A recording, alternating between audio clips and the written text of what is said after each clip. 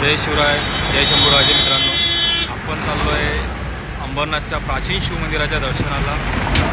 तर ते मंदिराचं वैशिष्ट्य, त्या मंदिराचं काय काय वैशिष्ट्य आहे आणि किती जुनं आहे, त्या सर्व गोष्टी, तिथल्या फुटेज वगैरे सर्व मी तुम्हाला व्हिडिओमध्ये टाकेन.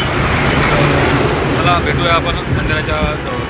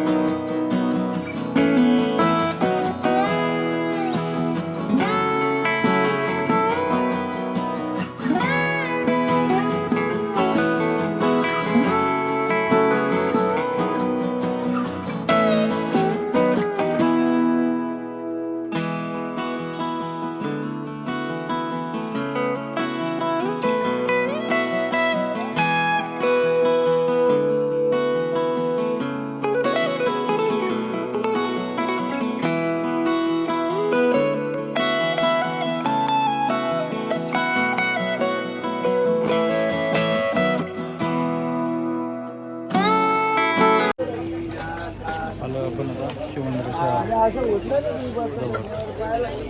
चला बघूया. आता आपण इथं लाईनीमध्ये लागलेलो आहे, मी आणि माझी वाईफ. बघू शकता तुम्ही कसे बांबूचे बनवलेले आहे लाईनिंगसाठी, की जेणेकरून इथं गर्दी नाही झाली पाहिजे. कारण की खूप जास्त लाखोच्या संख्येने इथं पब्लिक येते दर्शनासाठी महाशिवरात्रीला. कारण की हजार वर्षापूर्वी हे पूर्वीचं शिव मंदिर आहे. आणि असं म्हटलं जातं की पांडवांनी बांधलेलं हे शिवमंदिर आहे. त्याकरता इथं खूप श्रद्धाळू येतात, लांबून लांबून लोक येतात. माझ्या मते आज आता मी इथं चौकशी केली तर संध्याकाळची आरती झाल्यानंतर जे गाववाल्यांचा मान असतो, ती आरती झाल्यानंतर 12 नंतर मंदिर पूर्णपणे ओपन राहणार. तर तुम्ही रात्रीपासून पण सुद्धा दर्शनासाठी येऊ शकता.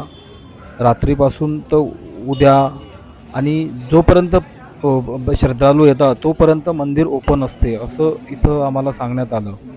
तेच मी तुम्हाला सांगतो आहे की तुम्हाला जर लवकरात लवकर दर्शन घ्यायचं असेल तर तुम्हाला रात्रीलाच लाईनीमध्ये लागावं लागेल, म्हणजे जेणेकरून तुम्हाला उद्या उभं राहावं लागणार नाही. कारण की ऊन खूप आहे. आज आम्ही आलो आहे दुपारच्या वेळेस, खूप जास्त ऊन आहे. आणि कसं पूर्ण काळ्या दगडाने मंदिरचं बांधकाम आहे आणि खाली पण पूर्ण काळे दगड आहेत, तर खूप जास्त गरम आहे.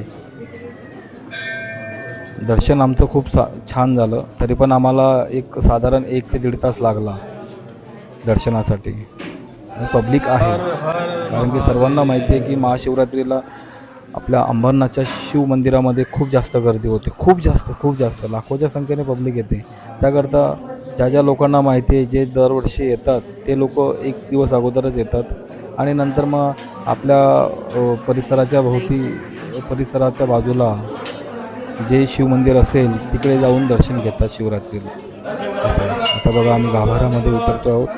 कॅमेरा अलाउड नाही आहे, तरी पण मी थोडंफार ॲडजस्ट केलं कसं तरी फुटेज घेण्याचं. भोलेबाबाचं दर्शन तुम्हाला घडवण्यासाठी प्रयत्न केला मी. बघू शकता तुम्ही पण दर्शन करा आणि कमेंटमध्ये जरूर लिहा हर हर महादेव, शंभो शंकर.